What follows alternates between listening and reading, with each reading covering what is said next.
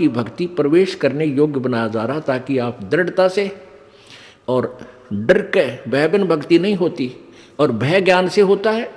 जैसे बच्चे को ज्ञान हुआ सर्प का, तो फिर वो डरने लगा, उससे जान बचा ली। ऐसे ही हम आपको ज्ञान करा रहे हैं, आपको ज्ञान हो जाएगा तो आप इन पापों से उल्टे हटोगे और आपका जान बचेगी। जान बचेगी मतलब आपका मोक्ष हो जाएगा, 84 लाख योनियों के कष्ट से आप बच जाओगे। सतगुरु के उपदेश का, अब फिर विचार करो इसी बात पर। लाया एक विचार, जय सतगुरु मिलते नहीं, जाते नरक द्वार। नरक द्वार में दूत सब करते खेचा तान, उनसे कबू ना छूटते फिरते चारों खानी। चार खानी में भ्रमते कबू न लगते पारे, सो फेरा सब मिट गया हमारे सतगुरु के उपकार। सात समुद्र की मसी करूं, लेखनी करूं बन राय, धरती का कागज करूं, गुरु गुण लिख्यो न जाए।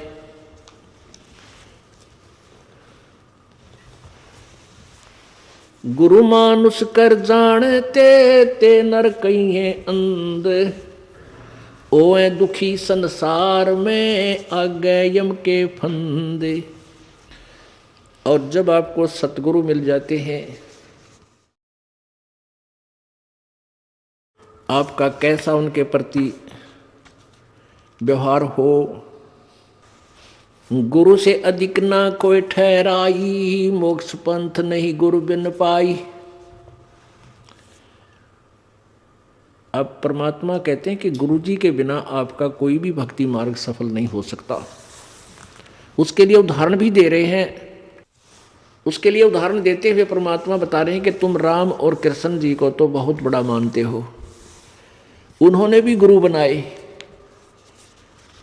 श्री कृष्ण जी ने दुर्वासा जी को, और श्री रामचंद्र जी ने वशिष्ठ जी को गुरु बनाया। क्योंकि श्री कृष्ण जी के जो संदीपनी गुरु थे वो अक्षर ज्ञान कराने वाले थे, जैसे बच्चे को पढ़ाई सिखाया करें, क ख ग घ ड़। और दुर्वासा जी उनके आध्यात्मिक गुरु थे श्री कृष्ण जी के, और वशिष्ठ जी श्री रामचंद्र जी के आध्यात्मिक गुरु और साथ में अक्षर ज्ञान गुरु दोनों ही थे।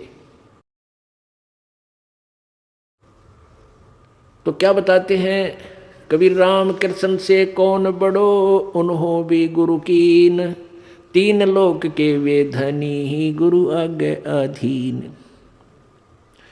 राम कृष्ण बढ़ती पुर राजा, तीन गुरु बंद कीन निज काजा।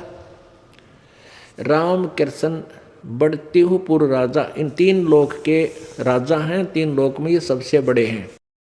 और इन्होंने भी गुरु जी की वंदना करके अपने सभी कार्यों को किया, गुरु जी की ही शरण देकर के गुरु बनाकर ही उन्हीं की आज्ञा अनुसार अपने सब कार्य किए। अब ये विचार कर लेना चाहिए, जब राम और कृष्ण जिनको हम भगवान मानते थे, उन्होंने भी गुरु बनाकर यहाँ से पीछा छुटवाया, तो आप कौन से खेत की मूली हो के आप ना गुरु बनाओ और पार हो जाओगे? क्योंकि दरिया से पार होने के लिए नौका की आवश्यकता पड़ेगी ही पड़ेगी। अब आपको गुरु जी की महिमा बताई जा रही है। गुरु मानुष कर जानते ते नर कहिए अंध। अब आपको उदाहरण भी बताया था कि गुरु जी को भगवान मानकर ही हमने अपनी आध्यात्मिक क्रियाओं को करना पड़ेगा। क्योंकि आप जब गुरु जी के पास जाओगे तो आपके मन में ये होगा, यदि इनके स्थान पर भगवान होते आज तो आप कैसा व्यवहार करते, निष्कपट गदगद आत्मा और चेहरे की तरह इन्हें देखते रहते। तो ऐसे आप में विनम्रता आवेगी, आपका अंतःकरण नरम होगा, आपका दोष दूर होने लग जाएगा। यदि आप इस दास को अपने जैसा ही एक व्यक्ति समझोगे, भाई थोड़ी बहुत दो बात सीख रहा है, गुरुजी है नाम देता ले लेता हूँ, इससे लाभ नहीं होगा। लाभ होगा तभी जब आपके हृदय में असीम श्रद्धा होगी इस दास के प्रति, एज ए गॉड, दास गौड़ नहीं है, दास भगवान नहीं है, लेकिन आपने सपोज करना पड़ेगा, आपने मानना पड़ेगा इस इक्वेशन को, इस प्रश्न को हल करने के लिए, जन्म और मृत्यु के इस प्रश्न से पीछा छुटवाने के लिए, हल को सोल्व करने के लिए, प्रॉब्लम को आपने मानना पड़ेगा। ये रूल है ईश्वर का। तो आप अपने हृदय से मानोगे, औपचारिकता नहीं, हृदय से करना पड़ेगा। उसके लिए क्या नियम बता रहे हैं प्रभु कबीर परमेश्वर जी? गुरु चरणन से ध्यान लगावे, अंत कपट गुरु से ना लावे। गुरु वचन निश्चय कर माने है, पूरे गुरु की सेवा ठाने। ओहो, गुरु वचन निश्चय कर माने, गुरु जी का वचन पर पूरा विश्वास रखे, जो वो कहें उसको अवश्य आज्ञा का पालन करे, और पूरे गुरु की सेवा यानी पूरे गुरु को बनावे, उसकी पूजा करे, उसके अनुसार साधना करे, अधूरों से नहीं। गुरु की शरणा लीजय भाई, तात जीव नरक नहीं जाई। गुरु कृपा कटे यम फांसी, विलम न हो मिले अविनाशी। गुरु बिन काहू न पाया ज्ञाना, जो थो था भूछड़े किसाना। पूरे संत के बिना कहते हैं जो साधना भी कर रहे हैं वो ऐसी है जैसे कोई अनजान शराबी किसान और थोथे भूसने कूट रहा हो, उसमें से अन्न निकालने के लिए कभी नहीं निकल सकता, कितना प्रयत्न कर ले, थोथे भूस को कूटने से उसमें से अन्न नहीं निकला। जैसे धान निकालते हैं तो जिसमें धान सहित जो भूस है उसको कूटेंगे तो धान परल परल निकलेंगे, और उस भूस को कूटेंगे धान रहित तो कितना कूट ले, कुछ हासिल नहीं, कितना प्रयत्न कर ले। ऐसे ही शास्त्र विधि रहित और अधूरे गुरुओं के आधारित जो साधना हम कर रहे हैं वो थोथा भूस कूट रहे हैं। गुरु बिन काहू न पाया ज्ञाना, जो थोथा भूस छड़े किसाना। तीर्थ व्रत और सब पूजा, गुरु बिन दाता और न दूजा।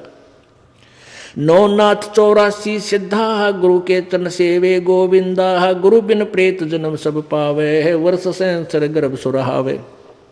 गुरु बिन दान पुण्य जो करही, मिथ्या होव कदे ना फल ही। गुरु जी के बिना आप कोई भी दान पुण्य करते हो मिथ्या होगा, कभी नहीं फलेगा। गुरु बिन भरम न छूटे भाई, कोट उपाय करो चतुराई। गुरु के मिले कटे दुख पापा, जन्म जन्म के मिटे संतापा। गुरु के चरण सदा चित दीजय, जीवन जन्म सफल कर लीजय। गुरु भक्ता मम आत्म सोई, वाके हृदय रहूं समोई। ओए होए, अब फाइनल फैसला कर दिया गुरु जी परमात्मा ने, कबीर जी ने, कि गुरु भक्ता मम आत्म सोई। जो गुरु जी का सच्चा भक्त है, जैसी लगन गुरु जी में है, उसकी सच्ची श्रद्धा गुरु जी के ऊपर है, तो गुरु भक्ता मम आत्म सोई, वो मेरी आत्मा है, वो मुझे प्यारा लगता है जो गुरु जी के साथ निष्कपट भाव से सच्चा भक्त है उसका। गुरु भक्ता मम आत्म सोई, वाके हृदय रहूं समोई। मैं उसके हृदय में समाया रहूंगा। जब तक आपके हृदय में प्रभु समाये रहेंगे तो आपकी श्रद्धा भगवान में बनी ही रहेगी। आपके मन में जरा सा भी मैल दास के प्रति आएगा किसी भी पॉइंट से, भगवान वहाँ से हट जाएगा। जब भगवान का पंजाब से हट गया तो आप निरी कुबद सोचोगे, सारी उल्टी भावना बन जाएंगी। आज ये दास आपको अच्छा लगता है, फिर आपको दुश्मन दिखाई देगा, क्योंकि काल प्रवेश कर जाएगा। इस जब आपका नाम खंड हो जाएगा, ये पहली पहचान होगी, आपकी रुचि नहीं बनेगी इस दास में। उसका तरीका यही है कि फिर आपको ज्ञान है भगवान का तो फिर आइए, और किसी भी कारण से आपका नाम खंडित है, उपदेश दोबारा मालिक के चरणों में विनती कीजिए और उपदेश पुनर्प्राप्त कर लीजिए, फिर आपका फिर कनेक्शन जोड़ देगा। बहुत दयालु है प्रभु। गुरु भक्ता मम आत्म सोई, वाके हृदय रहूं समोई। 68 तीर्थ भ्रम भ्रम आवे, सो फल गुरु के चरण पावे। 68 तीर्थों में भ्रम भटक कर आवे, इससे अच्छा एक ही गुरु के चरणों में आने से आपको वो सभी लाभ, सब लाभ मिल जाए। वहाँ तो कोई लाभ है ही नहीं। तीर्थों पर भ्रमण करते हैं, कोरे पाप कमावे, कोई पुण्य नहीं है, लेकिन हम भ्रमित कर दिए वहाँ नहाने से ऐसा होगा, वहाँ नहाने से ऐसा होगा। तो परमात्मा उसी दृष्टिकोण से उदाहरण देकर आपको समझाते हैं। क्या बताते हैं? 10वां अंश गुरु को दीजिए, जीवन जन्म सफल कर लीजिए।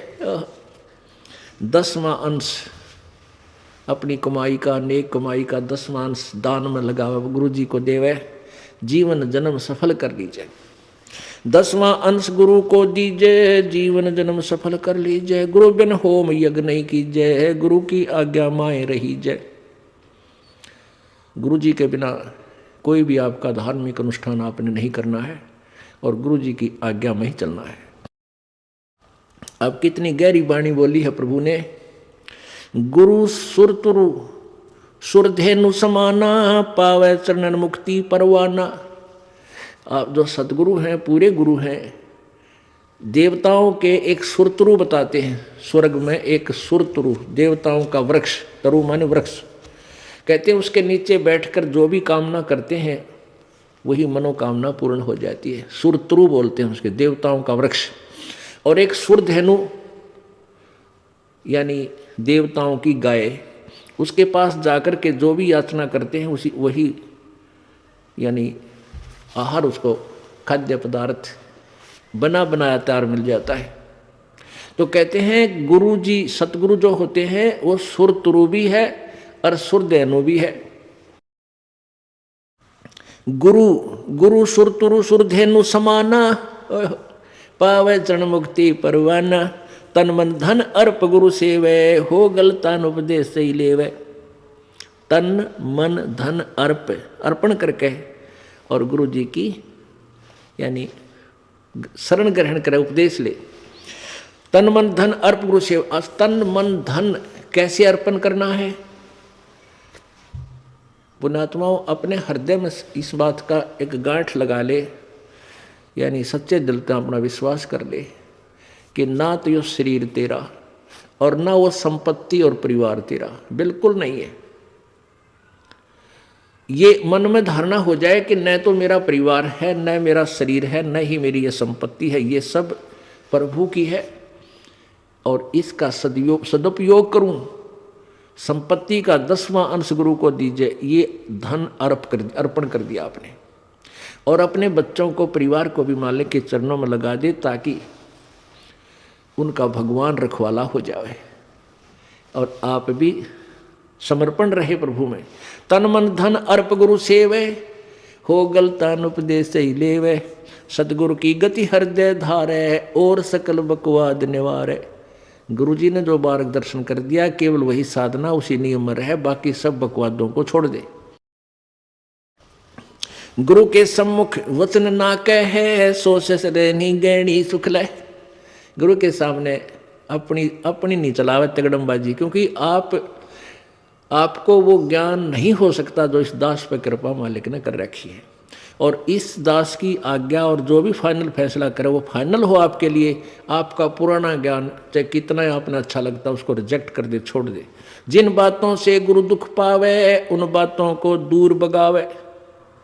उनको फेंक दे, चाहे कितना अच्छा लगता है, छोड़ दे उन सब चीज़ों को। अब जैसे शुगर के मरीज को अब मीठा तो अच्छा लग गया उसने, और डॉक्टर कहे भाई शुगर तो मरीज ये मीठा नहीं खाएगा, ना मिठाई ना चीनी, और वो फिर भी डॉक्टर की आज्ञा का पालन नहीं करता तो मरेगा फिर, और क्या इलाज है। तो चीनी मीठी तो लग रही है, इसमें कोई शक नहीं, मीठी भी है, लेकिन उसके लिए विष है। तो ऐसे ही भक्ति मार्ग में गुरु जी की आज्ञा का पालन ना करना विष के तुल्य है, आपकी भक्ति को नष्ट कर देता है। गुरु के सम्मुख वचन ना कहे, सो ससरेनी गैणी सुख ले। गुरु जी के सामने एंड बैंड नहीं बोला, क्योंकि गुरु जी के सामने जैसे भगवान के पास जाना होता है, ऐसे ही दृष्टिकोण से आना चाहिए। अपनी फरियाद करे, जो भी आदेश हो सिरोधार्य करे और चल पड़े, चाहे मन कुछ भी सोचता रहे, क्योंकि परमात्मा अंतर्यामी है, आपके सब दुखों से परिचित है, और वो आपकी जितनी श्रद्धा आपकी होगी उतना ही निवारण आपको साथ साथ रिजल्ट देते रहेंगे। तो आपने समर्पण और श्रद्धा बढ़ानी है, उसके बढ़ाने के लिए आपको यहाँ बुलाया जाता है, भक्ति कराई जाती है, दान पुण्य करवाया जाता है, सेवा करवाई जाती है, ताकि आपकी श्रद्धा जितनी बढ़ेगी उतना ही प्रभु आपके संकटों का निवारण समांतर करता रहेगा। अब जैसे आप यहाँ आए और आते ही आपको ठीक कर दिया, आप ना हो भूल गए भी यहाँ, क्योंकि हमने देखे झाड़े लवानी है, झाड़े लवाए लाया, हो गया, आराम हो गया, बस ये क्या वहाँ जाना नहीं भूल कर फिर। तो यहाँ आते भी आपको सुख दिया जा सकता है, लेकिन ये परमात्मा चाहते हैं कि ये बच्चा आते कुछ तो राहत अवश्य देगा ताकि आपका विश्वास बने। और आप पर आज कलयुग में आगे हो इतने पाप है गिनती नहीं। एक सुख थोड़ा बहुत मालिक अपनी तरफ से अवश्य देता आपको, फिर 100 संकट और हैं अभी तो आपके ऊपर बैलेंस, वो भी निवारण करवाने हैं, तो फिर आपको बुलाया जाता है कि आप महीने में एक बार अवश्य आइए।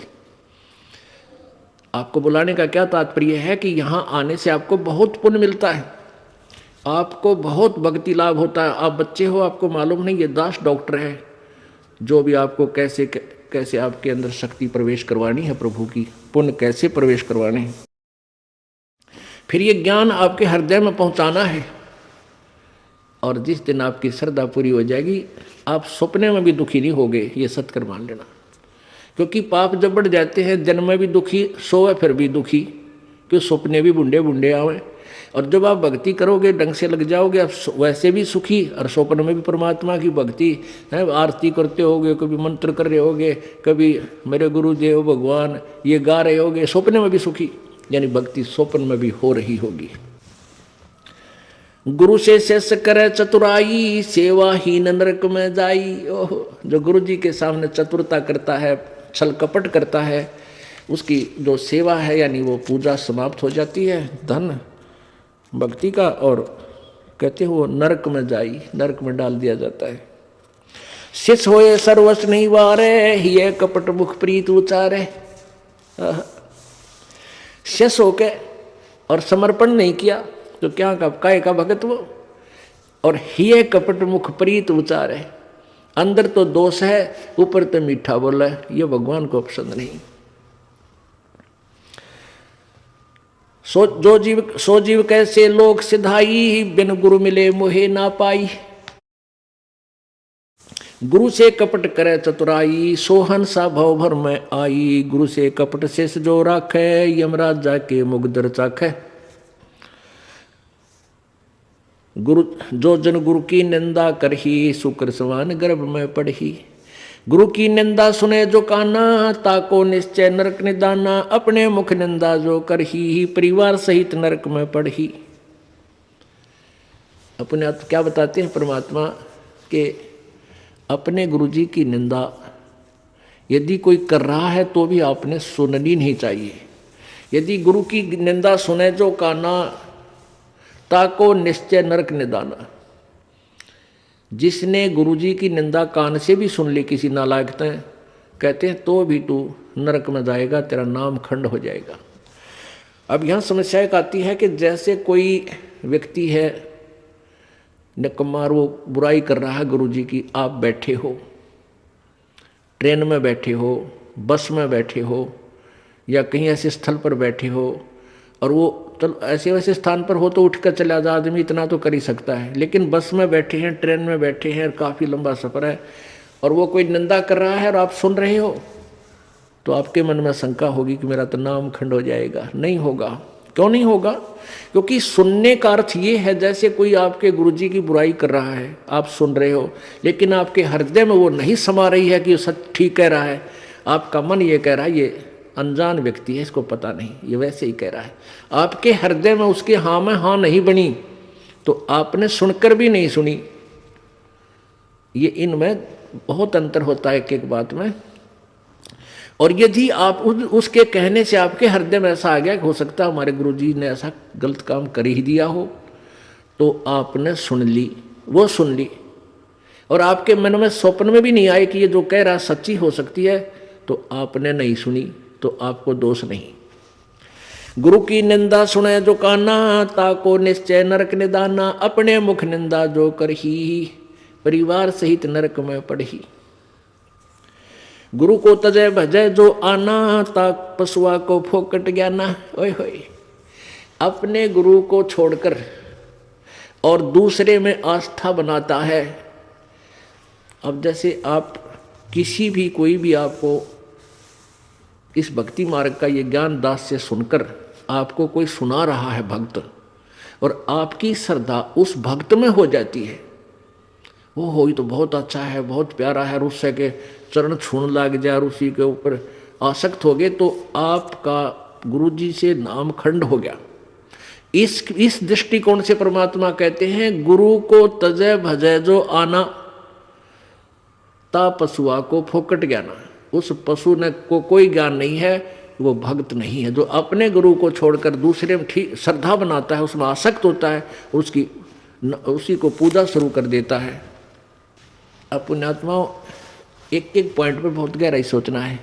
अब कोई भक्त ज्ञान सुना रहा है, बहुत अच्छी बात है, उसके द्वारा सुने ज्ञान पर अमल करे और उससे कहे भाई मुझे भी गुरुदेव के पास ले चलो, मेरा कल्याण करा दो। और आपने नाम ले रखा है और फिर कोई चर्चा चलती है, ऐसी कोई बात नहीं, फिर भी सुनो। और कोई पुराना भक्त है, वो अच्छी अच्छी बातें बताएगा तो बहुत अच्छी बात है, गदगद हो जाओ कि मेरे गुरुजी ने कितना अच्छा ज्ञान दिया हुआ इस बच्चे को, भाई को, बहन को, और ये सब गुरुजी का ही दिया हुआ ज्ञान है, इसका नहीं है। तो उसमें आपको एज ए भाई यानी गुरु भाई गुरु बहन तो आपकी श्रद्धा हो सकती है, लेकिन अन्य दृष्टिकोण से, क्योंकि हम फिर उस पर इतना आसक्त हो जाते हैं, उसको फिर प्रणाम करने लग जाते हैं, बड़ा अच्छा भगत है। तो ऐसे ये बीमारी हमारे भगत समाज में पड़ी रही और इसका लाभ ये काल उठा गया। जैसे कमाल था, कमाल वो मुर्दा जिंदा किया था प्रभु ने। एक दरिया में बहता हुआ एक मुर्दा शव जा रहा था 12-13 वर्ष के बालक का, और एक शेख तकी था सिकंदर लोधी, दिल्ली के बादशाह का धार्मिक पीर। वो कबीर जी से ईर्षा करता था और कबीर परमेश्वर जी की कृपा से सिकंदर लोधी दिल्ली के सम्राट का असाध्य रोग दूर हो गया था, जो शेख तकी से भी नहीं हुआ था, किसी से भी नहीं हुआ था। जिस कारण से सिकंदर लोधी की आस्था कबीर जी में घनी हो गई थी। और वो जो पहले वाला जो वो परमानेंट उसका गुरु था धार्मिक मजहब की तरफ से, वो शेख तकी था। तो उस शेख तकी ने जब देखा कि कबीर जी में, मेरे सम्राट की, मेरे शिष्य की कबीर जी में ज़्यादा श्रद्धा हो गई है, तो ईर्षा करने लग गया कबीर जी से। उसको नीचा दिखाने की चेष्टा में उसने कहा कि राजा या तो तू बाज आ जा और नहीं तो मैं, तो एक काफिर को गुरु बना लिया तूने, एक हिंदू को गुरु बना लिया, मैं तेरी पूरे मुसलमान समाज में तेरे बारे में बताऊंगा और सबको तेरे विरोधी कर दूंगा। अब राजा चिंतित हो गया कहीं तेरे राज को खतरा ना हो जाए। तो परमात्मा के सामने उसने अपनी प्रार्थना रखी। कबीर जी ने कहा भी ठीक है। तो शेख तकी ने क्या शर्त रख दी कि मैं जब इसको मानूंगा ये भगवान है, अल्लाह का नबी है, कोई मुर्दे को जीवित कर दे। तो परमात्मा ने जो अपने भगत की टेंशन दूर करनी थी सिकंदर लोधी की, तुरंत कर दी। जिस दरिया के किनारे वो खड़े थे वहीं पर एक मुर्दा बच्चे का शव बहता हुआ आ गया। कुछ कबीले ऐसे होते हैं, ना तो वो गाड़ते ज़मीन में, ना सभा करते, वो जल प्रवाह कर देते हैं। मृत्यु होने के बाद के पशु जीव जंतु इसके शरीर का मांस खा के दुआ देंगे। ऐसे सुसज्जित एक बना करके प्लेटफार्म सा, फ्लोट सा, एक घास फूस का जो तैरता रहे ऐसा बना देते हैं, बेड़ा सा, उसके ऊपर शव को लुटाकर और चलता कर देते हैं। तो उसी समय वो लड़के का शव आ गया। परमेश्वर कबीर जी ने अपनी शक्ति से उसको जीवित कर दिया था। तो सभी ने कहा कमाल कर दिया, कमाल कर दिया, उसका नाम कमाल रख दिया और उस बच्चे को अपने साथ अपने बालक रूप में, शिष्य रूप में रख लिया। अब वो युवा बालक हो गया, कुछ दिनों के बाद 10-15 साल में 20-25 वर्ष की आयु का हो गया। तो वो परमात्मा से ज्ञान सुनकर, कबीर जी का ज्ञान सुनकर वो भी ज्ञान औरों को सुनाने लग गया। जैसे बताते हैं भक्त, आप भी बताते हो और भी बताते हैं। अब जवान लड़का था, अच्छी आवाज़ थी, बढ़िया गला था, परमात्मा की वाणी गा गा के इतने सुरीले ढंग से सुनावे। तो जो परमात्मा कबीर जी के शिष्य थे वो 64 लाख, उनमें से बहुत सारे कमाल जी के ऊपर आसक्त हो गए। ओहो कमाल तो भाई कमाल है, तेरा नाम भी कमाल, तेरा काम भी कमाल, और भाई तो गुरु जी से भी बढ़कर हो गया। ओहो आप तो गुरु जी से भी अच्छी जो है ना ज्ञान सुनाते हो। अब इस बात से वो कमाल फूल गया, वो यानी उसमें अभिमान छा गया। और कबीर जी परमात्मा उसको बार बार धिक्कारते थे, उसको धमकाते थे कि निकम्मे तू अपना कर्म बना ले और प्रभु मत बनाए। लेकिन ये प्रभुता की भूख इतनी बुरी होती है, जीव नरक जाना स्वीकार कर लेगा, प्रभुता छूटे नहीं। कहते हैं राज तजना सहज है, सहज त्रिया का नेह, और मान बढ़ाई ईर्षा दुर्लभ तजनाई। और जब तक ये नहीं तजे जाएंगे इतना भगवान नहीं मिला। तो हम निकले भगवान के लिए, हमें पता है मनुष्य जीवन मिला भगवान प्राप्ति के लिए, और फिर उसमें कोई वस्तु बाधा उसने फेंक दे तुरंत तोड़ के, उसको एक तरफ फेंके तो भगवान मिला। लेकिन उस कमाल ने परमात्मा के आदेश का पालन किया नहीं, तो प्रभु ने उसको धमका दिया। वो वहाँ से निकलकर परमात्मा से रुष्ट होकर, अक्षुब्ध होकर, खिन्न होकर के वहाँ से निकल गया और जाके कहीं दूर देश स्थान पर रहने लगा, जहाँ के वो नालायक भक्त गुरुजी के शिष्य उसको चाहते थे, वहीं चला गया, वहाँ रहने लग गया। अब वहाँ रहा, उसने एक छोटा सा आश्रम बना लिया। अब पुण्यात्मा, समर्थ जो कार्य करता है कोई जीव नहीं कर सकता। जैसा कल उदाहरण दिया था कि जैसे वायु बहुत लंबी चौड़ी है, बहुत ज़्यादा था है, और उसमें से एक टायर में पंप से हवा भर भी ली, वो टायर ट्यूब में टायर में डालकर ट्रक में डाल दिया, ठीक है, वो काफ़ी सहयोगी होगी वह हवा उसको, लेकिन वो तो सीमित है।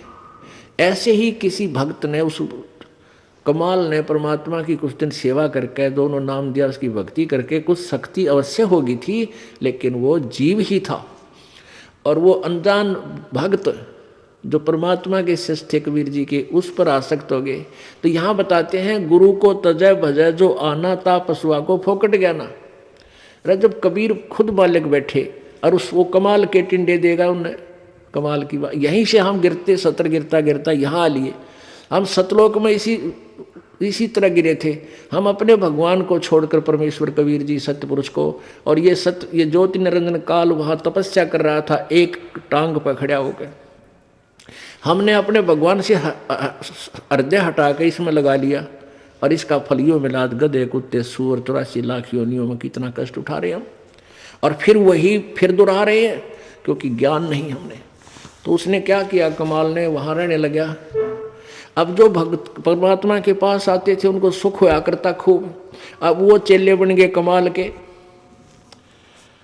अब 5-4 वर्ष तो उनके काम ठीक चले, क्योंकि जो हैंडपंप से पानी उन्होंने ले लिया था वो जब तक चला उनकी पुण्य कमाई, तब तक तो वो दुखी हुए नहीं। फिर कोई काम उनका होने लगा नहीं, तो धीरे धीरे वो कमाल से भी हट गए। अब कमाल ने 5-4 और चेले रख रखे अपने आश्रम में रख रहे। तो वो कहने लगे गुरुजी यहाँ भगत तो आने ही बंद हो गए। तो उन्होंने कहा भाई यूँ करें कि गुरुजी का जन्मदिन मनावांगे, कल जेठ की पूर्णमासी आएगी, सब न कह दे भाई कल जेठ उतरते की पूर्णमासी है और गुरुजी का प्रगट दिवस मनाएंगे, और खीर खार बनावांगे, भंडारा करेंगे, सभी गांव वालों दूध लाइयो, दूध पहुंचाना। अब पहले कोई समागम करता था तो गांव वाले खुश होकर दूध ले जाते थे और ठोक देते थे ड्राम के ड्राम। अब किसी का लाभ होया नहीं, सारे बयान बैठी होगी, दूध रहा ना ढंगता, तो सब कपटी हो गए। अब सब ने सोचा भी बखत से दूध डालावांगे और ना डालकावांगे तो यूँ नाराज हो जाएगा, कदे शराब स्वरूप ना दे दे कमाल है। और प्रत्येक के मन में, क्योंकि परमात्मा कबीर जी खेल खेलते हैं। अब वो जो भगत थे गांव वाले, जो 50-60-100 जितने भी थे, उन्होंने सबके मन में के दुर्भावना आ गई कि बखत तो उठ कर सबसे पहले मुँह अंधेरे जाऊंगा और दूध की जगह पानी का लोटा डालूंगा, किसने बेरा पट्टा है। अब सुबह सुबह लाग गई लाइन, अकमारा जी सत साहेब, कहाँ भाई सत साहेब, आज दूध लाए हैं, डाल दो भाई वहाँ ड्राम में जो से पहले लेकर आया करते। अब कपड़ा उठावें और पानी तरड़ा डालें, गुरुजी ने महाराज जी ने पता लग जाएगा हाँ डाल रहा है, कुछ दूध डाल गया। एक आधे भगवान ने उसमें दो चार दूध भी डाल दिया होगा। कमाल बोला भाई आता दूध बहुत आ गया, और बच्चों खीर बना लो। अब वो लागे खीर बनाने, वो ड्राम पानी का भरा, थोड़ा बहुत दूध उसमें कितना गिर गया को बागवानी। तो कहने लगे गुरुजी तो सारा पानी का फुल भरा है। कुमार बोला झूठ बोलो, देखा जागे सारा पानी का भरा, किसकी खीर बनी थी। इतना शर्मिंदा हो गया, रात्रि में उस आश्रम ने छोड़ के पता नहीं कित मरिया जाके छोड़ चल गया। तो इस प्रकार परमात्मा कहते हैं अब आप भी मरिया और उन शिष्यों, उन पुण्यात्माओं को ले डूबा, नकमी आत्मा जो परमात्मा से जुड़ी थी। गुरु को तजय भजय जो आना, तापसुआ को फोकट ज्ञाना। गुरु से बैर करे शिष जोई, भजन नास और बहुत बिगोई। पीढ़ी सहित नरक में परही, गुरु आज्ञा शिष लोप जो करही। चेला अथवा उपासक होई, गुरु सुमुख ले झूठ संजोई। निश्चय नरक पड़े से सोई, वेद पुराण भाकत सब कोई। सम्मुख गुरु की आज्ञा धारे, और पीछे ते सकल निवारे। एक सामने आकर के तो हाँ जी हाँ जी हाँ जी, और पीछे ते छोड़ देने किए जरा फिर देखेंगे। तो कहते हैं सम्मुख गुरु की आज्ञा धारे, और फिर और पीछे ते सकल निवारे, यार सब ने रिजेक्ट कर बैठे। ऐसे नकली शिष्यों का उद्धार नहीं होता। सोच से घोर नरक में पड़ही, रुद्राद पीवे नहीं तरही। मुख पर वचन करे परवाना, घर पर जाए करे विज्ञाना। मुख पर तो सारी बात माने और घर पर जाकर चौधरी पाक अपने हिसाब से सेटिंग करो ना, नो ऐसे ठीक नहीं गुरु, ये ऐसे होना चाहिए। तो परमात्मा कहते हैं आप जीव हैं और जीव संज्ञा में ही रहना चाहिए। आपने परमात्मा की आज्ञा में कोई भी दोष नहीं निकालना चाहिए, फाइनल हो। अब गुरु जी की आज्ञा देगा आपको। हम क्या आज्ञा देते हैं भाई? बीड़ी मत पीना, शराब मत पीना, तम्बाकू मत पीना, बुराई ना करना, चोरी मत करियो, रिश्वत मत लेना, भगवान पर विश्वास रखना, भक्ति करना, अनुपाशा मत करना। और ये सारी ही ना करने की है, और ये आज्ञा पालन करने की है। और ये भी नहीं करोगे फिर भगत कैसे? व्यर्थ। मुख पर वचन करे परमाना, घर पर जाए करे विज्ञाना। जहाँ जावे ता निंदा करही, सोच से घोर नरक में पड़ही। ऐसे शिष को ठाहर नाही, गुरु विमुक्त लोचत मन माही। वेद पुराण कहे सब साखी, साखी शब्द सब है यो बाकी। मानुष जन्म पाए कर खोए है, सतगुरु विमुखा युग युग रोए। अब सतगुरु से विमुख होने वाला कहते हैं युग युग रोएगा। परमेश्वर आए थे सतगुरु रूप में, सन 1398 में प्रकट हुए थे बालक रूप में, और सन 1518 में वो परमात्मा 120 वर्ष रहकर सतगुरु की भूमिका करके सहस्रित गए थे। तो उस समय जो हम 64 लाख के 64 लाख और परमात्मा से विमुख हो गए थे, हम सतगुरु से विमुख हो गए थे, और उनके विमुख हुए हुए प्राणी युग युग रो रहे हैं। आज तक हम भटक रहे हैं, भरम रहे हैं, क्योंकि हमने परमात्मा को परमात्मा नहीं माना। क्यों नहीं माना? क्योंकि हम अशिक्षित थे। अशिक्षित होने के कारण हम उन गुरुओं की जो संस्कृत भाषा जानते थे, वेद पुराणों को पढ़ते थे, उन्हीं को हम विद्वान मानते थे। और वो कबीर परमात्मा जो हमें ज्ञान देते थे, और जो ज्ञान वो संस्कृत भाषा के जानने वाले गुरु बताते थे, ऋषि बताते थे, वो कबीर जी के विपरीत था। कबीर जी का ज्ञान उनके विपरीत था और शास्त्रों के अनुकूल था। अब वो शास्त्रों के ज्ञाता माने जाने वाले ऋषि और ब्राह्मण वो सदग्रंथों को समझ नहीं रहे थे, जिस कारण से उन्होंने एक पॉइंट सभी के हृदय में जचा दिया कि कबीर अशिक्षित है, ये अक्षर ज्ञान नहीं है इसको, इसलिए ये जो ज्ञान कह रहा है ये वेदों और गीता के विरुद्ध बोल रहा है। तो इस बात का दाव उन नकली गुरुओं संतों का लगा रहा कि भाई सचमुच कबीर जी तो अशिक्षित हैं, अक्षर ज्ञान नहीं, और ये जो संस्कृत भाषा बोलता है ये वेदों और पुराणों का जानकार है, क्योंकि वो सभी शास्त्र संस्कृत भाषा में लिपिबद्ध थे। जिस कारण से हम अपने भगवान को भगवान नहीं मान सके, क्योंकि हम वेदों और गीता को नहीं समझ सके। आज वेदों और गीता जी ने सिद्ध कर दिया कि कबीर भगवान है, और जिनको हम भगवान मानते थे वो नासवान है। अब आगे क्या बताते हैं, गुरु जी के सामने किस प्रकार अधीन रहे।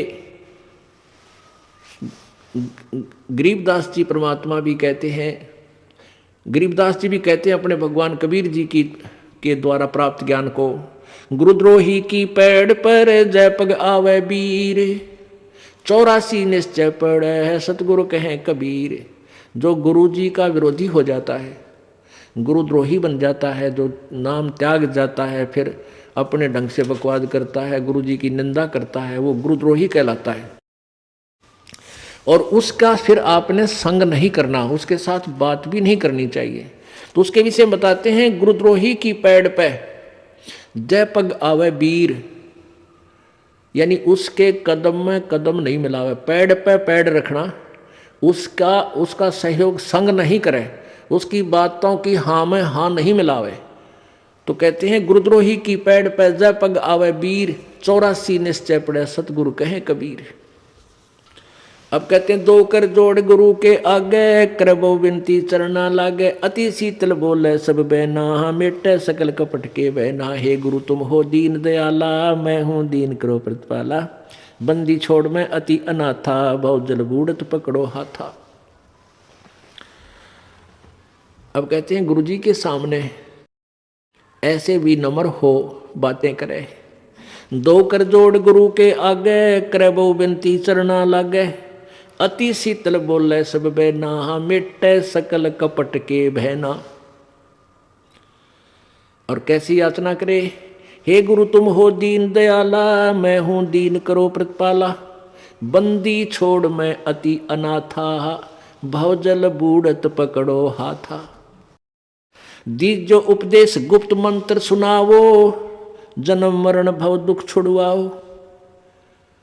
जैसे आपको प्रथम मंत्र दिया जाता है, उसके बाद आपको सतनाम दिया जाता है, और फिर एक गुप्त मंत्र है सार नाम, उसके विषय में परमात्मा कह रहे हैं कि ऐसे आपने अधीन होना है अपने सार नाम प्राप्त प्राणी को प्राप्त करने के लिए। प्राणी को बंदी छोड़ मैं अति अनाथा, भवजल बूढ़त पकड़ो हाथा। दीजे उपदेश गुप्त मंत्र सुनावो, जन्म मरण भव दुख छुड़वाओ। यो आदीन होवे शिष जब ही, शिष पर कृपा करे गुरु तब ही। कि गुरु के लिए भी संदेश दे रहे हैं जो अपना कृपा पात्र भेजते हैं प्रभु, कि जब इतना अधीन प्राणी हो ले तब गुरु उसको गुप्त मंत्र देवे जो सतगुरु है, वैसे नहीं देवे, वो व्यर्थ हो जाएगा, लाभ नहीं होगा। कैसे नहीं होगा? जैसे एक समुद्र में सीप होती है, सीप, और उस सीप में एक प्राणी होता है, जैसे आपने शंख देखे होंगे, शंखले से इस टाइप का ये जीव का ऊपर कवर होता है। तो उसमें एक सीप में एक जीव एक सीप होती है, जीव ही होता है वो, उसका कवर ऐसा होता है, उसका शरीर जैसा शंख का आपने देखा होगा, ऐसा उसका शरीर होता है। और वो सीप समुद्र में ही रहती है, जल से बाहर नहीं जाती। और उसको जब प्यास लगती है वो जल के ऊपर आ जाती है समुद्र के, और आसमान से जब वर्षा हो रही हो, रजा हो प्रभु की, उस समय आसमान से वर्षा हो तो उस वर्षा के जल को वो मुख में ग्रहण कर लेती है, और उस आसमान से गिरे हुए जल से को प्राप्त करके मुंह बंद कर लेती है।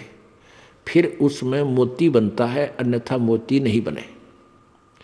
अब जब वो सीप का मुंह बंद हो और वो जमीन समुद्र के ऊपर तैर रही हो, तो कहते हैं सारा सामान बरस जा, मोती नहीं बन सकता। तो क्या कहते हैं परमात्मा कि जब आप में इतनी तड़प होगी तो आपके अंतःकरण रूपी सीप का मुंह खुल गया, और उस खुले मुंह में जब गुप्त मंत्र डाला जाएगा तो आप फिर वो उसमें मोक्ष रूपी मोती बन पाओगा। अन्यथा अगर आपका अंतःकरण का मुंह नहीं खुला, अच्छा कितनी बार वो मंत्र दे दें, आपका कभी काम नहीं आएगा। तो यहाँ क्या कहते हैं, यो आदीन होवे शिष जब ही, शिष पर कृपा करे गुरु तब ही। गुरु से शिष जब दीक्षा मांगे है, मन कर्म वजन धरे धन आगे। गुरु से जब शिष्य दीक्षा मांगे और मन कर्म वचन धरे धन आ गए। मन कर्म वचन से तो आपकी सच्ची लगन हो और धरे धन आ गए, यानी जितनी भी आपकी दीक्षा योग्य तो आप चाहते हो पूजा 10 2 4 10 रुपये वो अवश्य उसमें दे। कहने का भाव ये है, ऐसी प्रीत देखे गुरु जब ही, गुप्त मंत्र कहे गुरु तब ही। भक्ति मुक्ति को पंथ बतावे है, बुरो होण को पंथ छुड़ावे। ऐसे शिष उपदेश सही पाई, होए दिव्य दृष्टि पुरुष पै जाई। इस भाव से जो गुरु से दीक्षा लेगा, मंत्र प्राप्त करेगा, तो फिर उस पुण्यात्मा की दिव्य दृष्टि प्राप्त होगी और परमात्मा के पास पहुंच जाएगा। गंगा यमुना बद्री समेते, जगन्नाथ धाम हैं जेते। भर में फल प्राप्त हो न जेतो, गुरु सेवा में फल पावे ते तो। गुरु महात्म को वार न पारा, वर्णे शिव सनकादिक और अवतारा। गुरु को पूर्ण ब्रह्म कर जाने, और भाव कभू नहीं आने। ओहो, गुरु को परमेश्वर पूर्ण ब्रह्म ही माने, और भाव कभू नहीं आने। जिन बातन से गुरु दुख पावे, तीन बातों को दूर बहावे। अष्ट अंग से दंडवत प्रणामा, संध्या प्राप्त करे निष्कामा।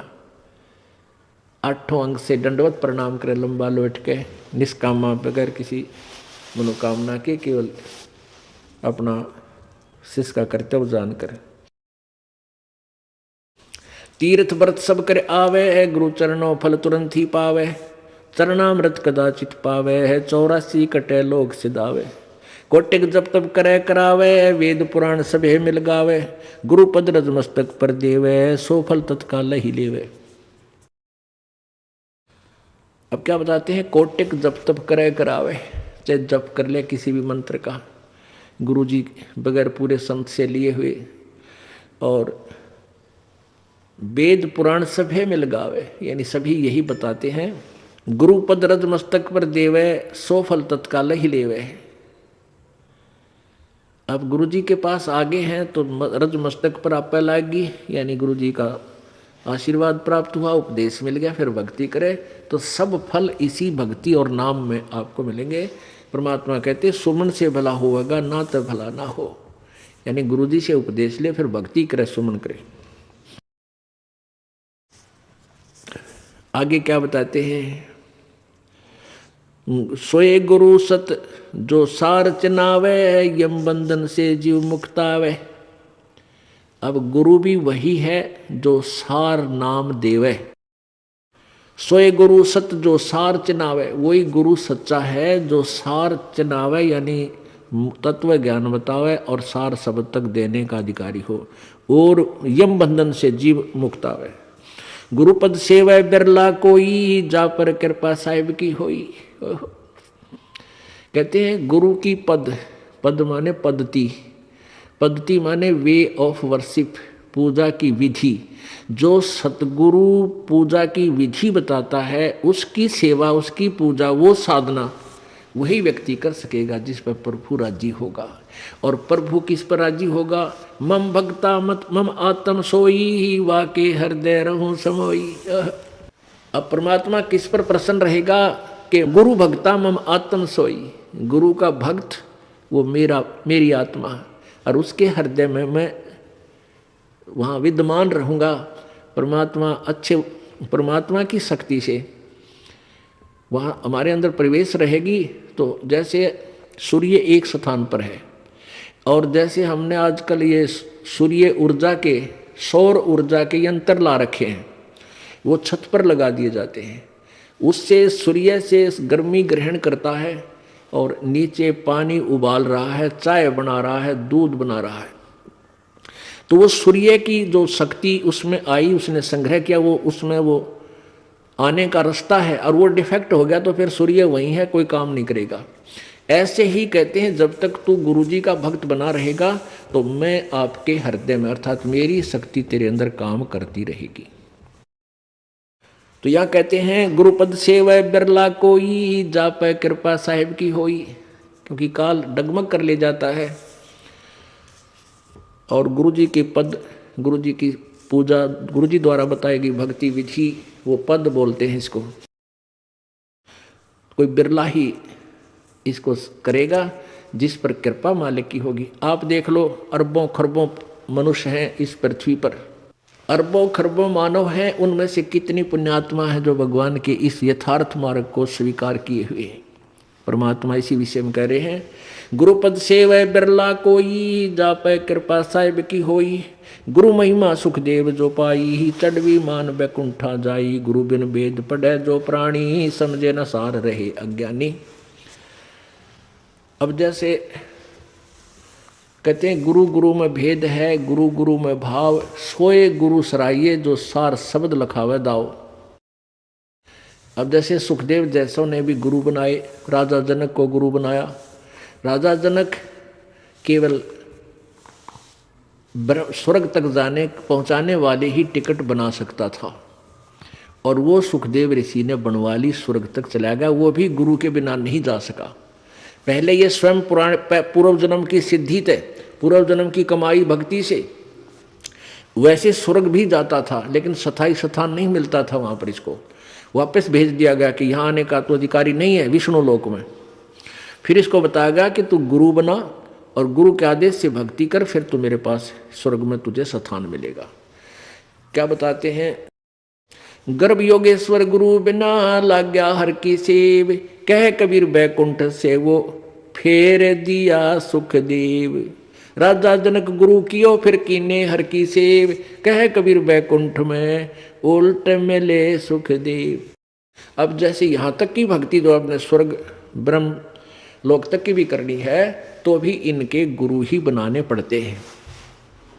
तो इन गुरु गुरु में भेद है, गुरु गुरु में भाव।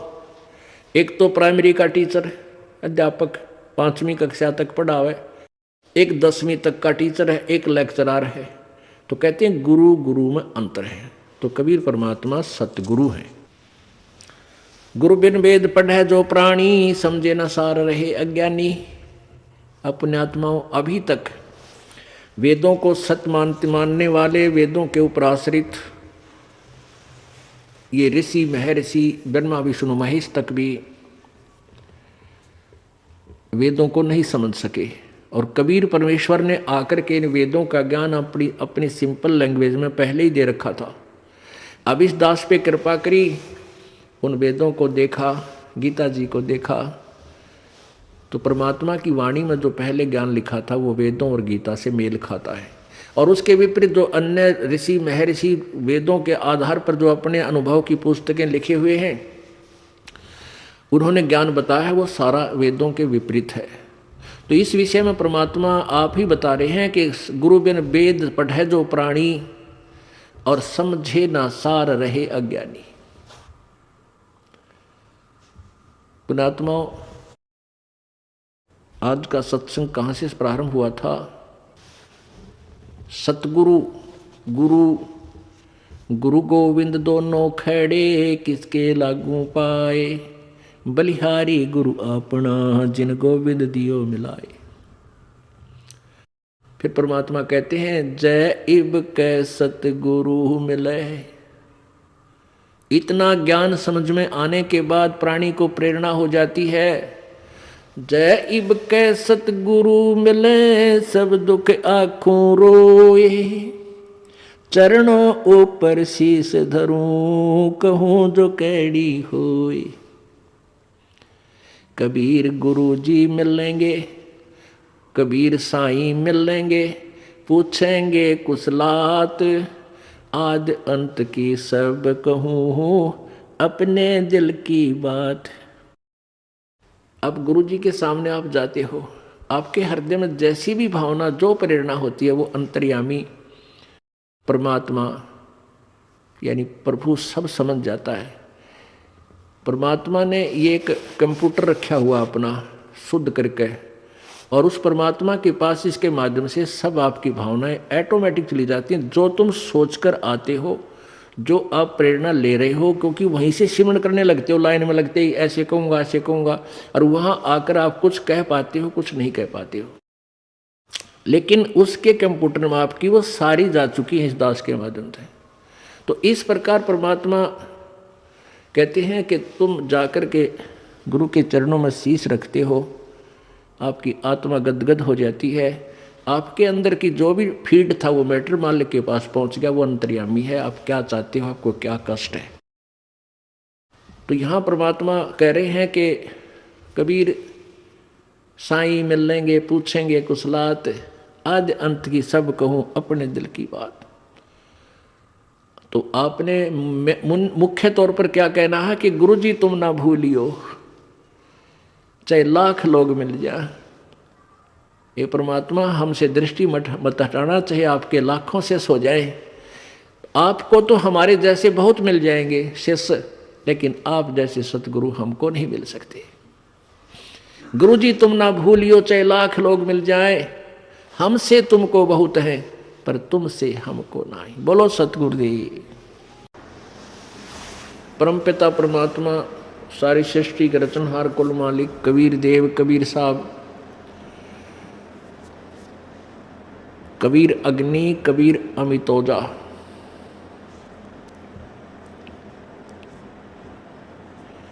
ये वो परम अक्षर ब्रह्म हैं जिनके विषय में गीता जी अध्याय नंबर 8 के श्लोक नंबर 1 में अर्जुन ने पूछा है कि किम तत्ब्रह्म, तत्ब्रह्म कौन है। इसका उत्तर गीता ज्ञानदाता ने 8वें अध्याय के प्रथम तीसरे मंत्र में श्लोक में दिया है कि वो परम अक्षर ब्रह्म है। ये ब्रह्म जो है, ब्रह्म का अर्थ परमात्मा होता है, भगवान होता है। अब 3 ब्रह्म 3 परमात्मा पवित्र गीता जी अध्याय नंबर 15 के श्लोक नंबर 16-17 में प्रमाणित है। 2 पुरुष, एक सरपुरुष, एक अक्षर पुरुष। सर ब्रह्म कहो, सर ब्रह्म कहो, अक्षर ब्रह्म कहो, सर पुरुष कहो, अक्षर पुरुष कहो, एक ही बात है। पुरुष माने भी परमात्मा, प्रभु, और ब्रह्म का अर्थ भी भगवान होता है। अब इसलिए ब्रह्म, परब्रह्म और पूर्ण ब्रह्म, परम अक्षर ब्रह्म इसलिए कहा गया कि ये नकली भगवान भी हैं। ये नासवान भी अपने आप को ब्रह्म सिद्ध किए बैठे हैं, अपने आप को भगवान कहलाते हैं। वैसे भगवान का अर्थ होता है स्वामी। भगवान का यानी राम का, प्रभु का अर्थ होता है स्वामी। 7 संख ब्रह्मांड, 21 ब्रह्मांड का राम है, ब्रह्म है, स्वामी है, ज्योति निरंजन काल, जिसे ब्रह्म बोलते हैं। क्योंकि ये 21 ब्रह्मांड का मालिक है, इसलिए ये भी ब्रह्म यानी परमात्मा, भगवान कहलाता है। और 7 संख ब्रह्मांड का स्वामी है अक्षर पुरुष, ये भी परब्रह्म कहलाता है, ब्रह्म से दूसरा भगवान। और असंख्य ब्रह्मांड का जो स्वामी है, overall controller, overall almighty, overall controller, वो परम अक्षर ब्रह्म है। इस प्रकार ये 3 परमात्मा है। तो वो परम अक्षर ब्रह्म जो कुल मालिक है वो कबीर देव है। ये वही परमात्मा है जो बनारस में एक दुलाहे की भूमि